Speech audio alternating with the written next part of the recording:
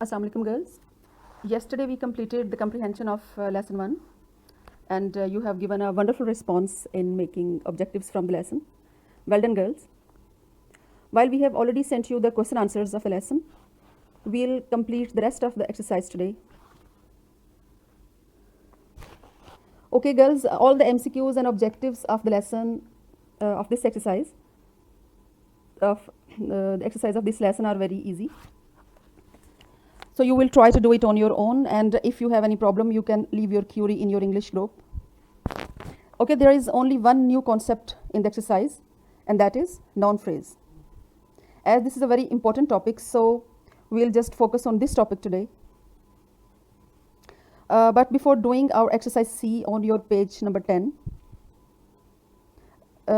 we need to know some basics of this topic. To understand the phrase, first of all, we need to understand the difference in phrase and clause. And to understand the difference between these two, we need to understand what are finite and non-finite verbs.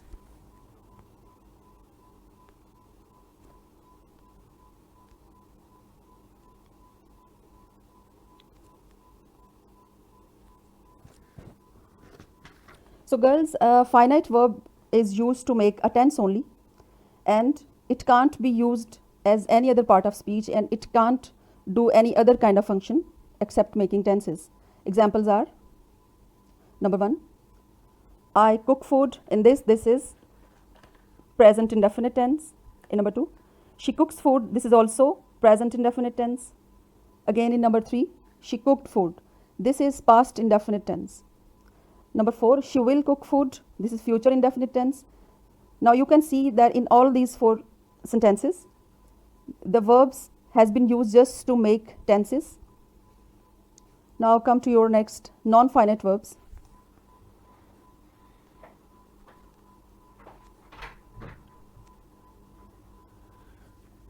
Non-finite verbs can be used as nouns, participles and infinitives other than being used as verbs. See the examples. Number 1, cooking is my pastime. Here cooking is being used as noun, so it is a gerund. Number 2, I like cooked veggies. Here cooked is third form of the verb and this is past participle. It is being used as adjective here. Next, number 3, I saw her cooking with a chef. Here cooking is being used as present participle. Again, here it is being used as adjective. In number 4, to cook biryani requires a great effort. Here, to cook is being used as an infinitive.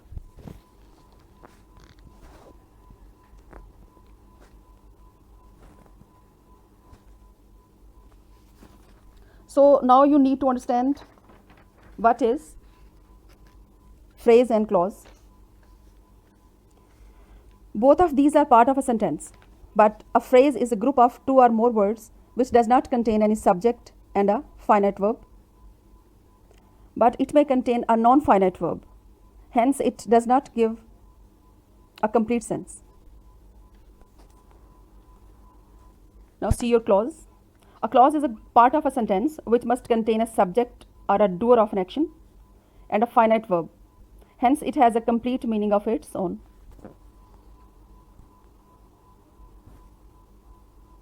So girls, now come to your topic for today, and that is noun phrase.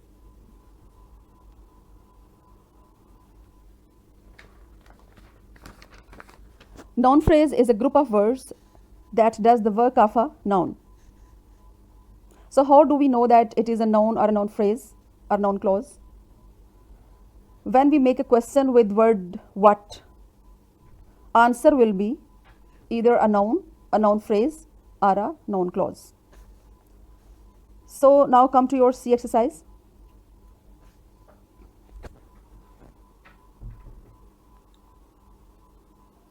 Okay, for all these 5 sentences, we'll make questions using what, and whatever the answer will be, it will be your noun phrase, and you can underline it. Okay, for number 1,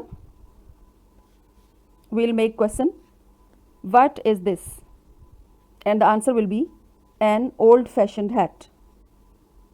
Next, for number 2, we'll make question. What you discovered? Fahad's plans. This is the answer. Fahad's plans. In number 3,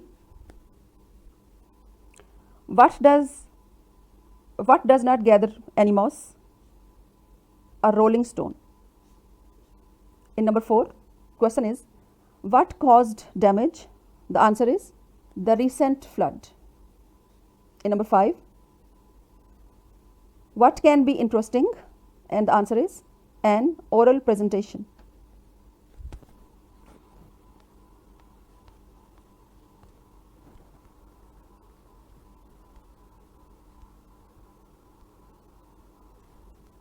So now you can see that we have done this exercise C. The question is, underline the noun phrases in the following sentences, and now it has become very easy for us to underline it. So now we can easily identify and recognize that what are the noun phrases in these sentences. In number 1, an old-fashioned hat. In number 2, Fahad's plans. In number 3, a rolling stone. And in number 4, the recent flood. Number 5, an oral presentation. I hope that you must have understood this. Thank you.